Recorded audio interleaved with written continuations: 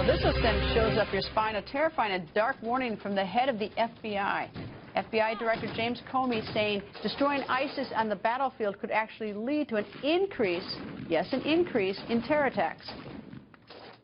At some point, there's going to be a terrorist diaspora out of Syria like we've never seen before.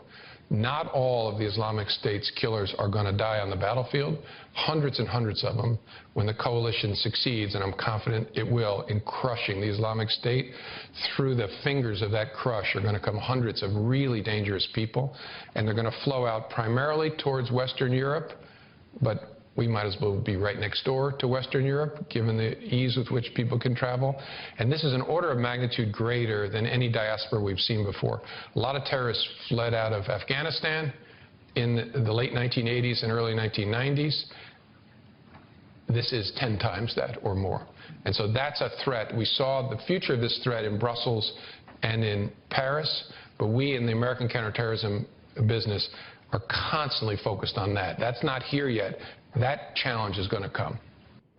Former U.S. Ambassador to the United Nations, Ambassador John Bolton, goes on the record. Good evening, sir. Glad to be here. Well, that is really the most terrifying thing that the FBI director said. It almost makes you want to, leave the caliphate real estate in the Middle East so they don't come here. The way he describes it is that we're in for just a horrible future. Well, it's not one or the other. I mean, I think his prediction is accurate. I think that's what will happen. But what that says is a year and a half ago, we should have been crushing ISIS more quickly, because the time that they have now, they are recruiting more terrorists, they're training them, they're motivating them, they're deploying them.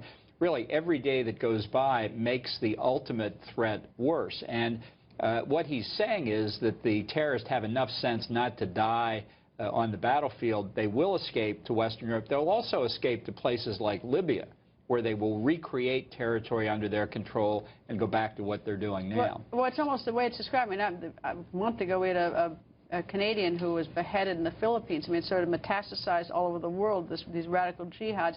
And you've got the added problem that some nations they can travel to is that there are no visa requirements to come to the United States, and they don't, a wall's not going to keep them out because they recruit over the internet. So now what do we do? Well, I think it stems from having to understand what the basic threat is, and it's an ideology. It propagates itself. It is growing in lots of ways. How do you kill an ideology? Well, you oppose it with another ideology. The first thing you have to do is acknowledge that it's an ideology. If people went around saying, oh, these lone wolf Marxists, they're really not much of a problem, or these self-radicalizing fascists, it's just a one... So how do we mechanically do this? How do we out-ideology them?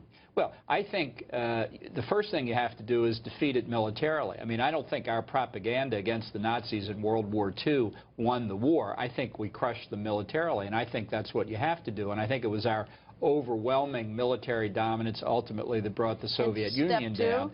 So I think the real contest here is the phenomenal ISIS ability to recruit over the internet, which we have left aside. And it's not just the internet. They do use radical imams in the mosques.